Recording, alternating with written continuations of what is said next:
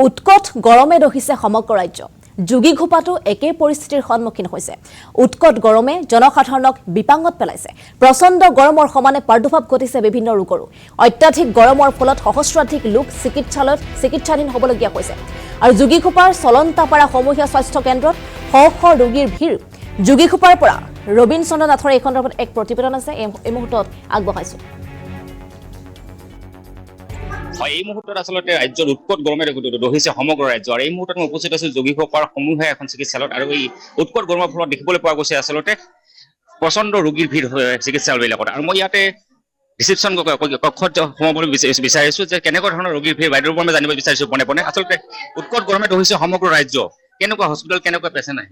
পেচেণ্টৰ ডেইলি মানে মিনিমাম 350, 300, 400 হৈ যায় সদায়। অপিডি অকল অপিডি মানে ৰেজিষ্টাৰ হয় মানে 400 বা 350 হয়, 380 হয়। আৰু দেখিবলৈ পাইছো যে অপিডি 300 পৰা 400 পৰ্যন্ত হৈ আছে বৰ্তমান চিকিৎসালয়খনৰ অপিডি চাই আছে। আৰু এইখন আছে যোগীঘোপা চলন্তাপাৰাত যি সমূহীয়া স্বাস্থ্য কেন্দ্ৰ আছে, তাতে মই উপস্থিত আছো। আৰু সদায় দেখিবলৈ পাইছে উৎকট গৰমৰ ফলত আচলতে এনেদৰেই উৎকট গৰমে যিহেতু সমগ্ৰ ৰাজ্যই দহি আছে, আৰু যাৰ ফলত ৰোগৰ সংখ্যা বাঢ়িছে। আৰু ৰোগৰ সংখ্যা বঢ়াৰ কাৰণে হস্পিটেলত আচলতে চিকিৎসালয়বিলাকত দেখিবলৈ পোৱা গৈছে বহুত ৰোগীৰ ভিৰ। আৰু মই হস্পিটেলৰ ইনচাৰ্জজন আছে, তাৰ পৰা পোনে পোনে জানিবলৈ যত্ন কৰিম যে উৎকট গৰমৰ ফলত যিহেতু ৰোগীৰ সংখ্যা বাঢ়িছে, কি ক'ব? গৰমৰ কাৰণে যিখিনি ৰোগী বাঢ়া হৈছে সেইটোতো আপোনালোকেতো গমেই পায় যে এইটো সময়ত তাৰমানে বীজাণুবিলাক বেছি এক্টিভ হৈ যায়।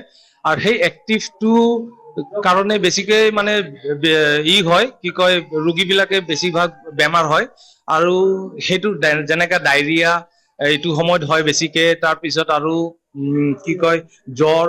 আৰু এতিয়া আমি খবৰ পাই আছো যে মিজেলছো আৰু কি কয় হৈ আছে। আৰু হোৱা চান্স এইটো সময়তো থাকে। পানীবিলাক মানে কণ্টামিনেশ্যন হৈ থাকে। এতিয়া মানুহবিলাকে বতৰৰ কাৰণে, গৰম বতৰৰ কাৰণে নদীত যায় গা ধুৱে। তাৰ কাৰণে আনহাইজেনিক হ'ব পাৰে। লগতে প্লাছ পানী বেছি যিমান দৰকাৰ তাতকৈ বেছিও গা ধুই দিব পাৰে বেছি সময়লৈকে।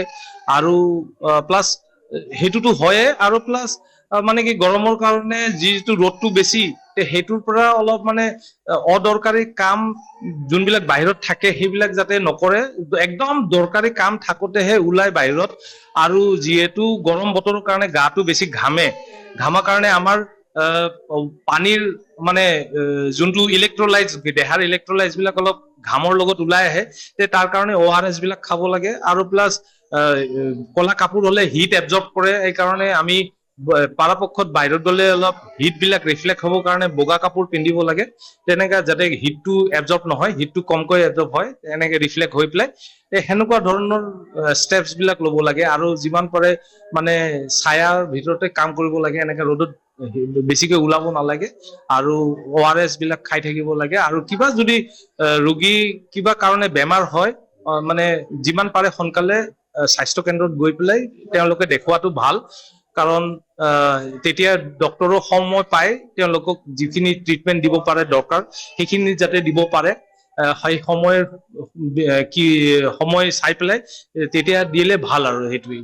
ধন্যবাদ জনাইছো। আন এগৰাকী চিকিৎসক আছে, তেখেতৰ পৰা জানিব বিচাৰিম যিহেতু উৎকট গৰমে দেখিছে সমগ্ৰ ৰাজ্য, যাৰ ফলত আচলতে চিকিৎসালয়বিলাকত ৰোগীৰ সংখ্যা বৃদ্ধি পাইছে, কি ক'ব? হয়, এই গৰমৰ কাৰণে ৰোগীৰ সংখ্যা বহুত বৃদ্ধি পাইছে। এই গৰম ছিজনত আমি জানো এইটো ছিজনত মেইনলি ইনফেকচিয়াছ ডিজিজৰ সংখ্যাটো বহুত বাঢ়ি যায়। মেইনলি ডায়েৰিয়েল ডিজিজ, ফিভাৰ এইবিলাক হৈ আছে। ডায়েৰিয়েল ডিজিজটো হোৱাৰ কাৰণে মানুহে ইগনোৰ কৰিব নালাগে। মানুহে ঘৰত বহি থাকিব নালাগে। সিহঁতে হস্পিটেলত যিমান জলদি পাৰে লৈ আহিব লাগে। আৰু প্ৰিভেনশ্যনৰ কাৰণে মানুহে যেনেকা খোৱা বোৱাৰ আগত পিছত ভালকৈ হাত ধুব লাগে। তাৰপিছত আপোনাৰ ডায়েৰিয়া হলে আপোনাৰ ORS টো ফাৰ্ষ্ট মেডিচিনটো হ'ল ORS টো খাব লাগে। আৰু লগতে হস্পিটেলত লৈ আহিব লাগে। আৰু লগতে ফিভাৰ হৈ আছে, ভাইৰেল ফিভাৰ হৈ আছে। ফিভাৰ সেইকাৰণে আপোনাৰ কি কৰিব লাগে, গৰম পানীটো মানুহে বইল কৰি অলপ ঠাণ্ডা কৰি তাৰপিছত খাব লাগে। আৰু যিটো হট ৱেডাৰ কণ্ডিশ্যন, টেম্পাৰেচাৰটো বহুত বাঢ়ি আছে। সেইকাৰণে মানুহৰ যিমানখিনি ইম্পৰ্টেণ্ট কাম আছে মৰ্ণিং টাইমত নহলে ইভিনিং টাইমত কৰিলে বেছি ভাল হয়। দুপৰীয়া টাইমত মানুহে অলপ ৰ'দত ওলোৱা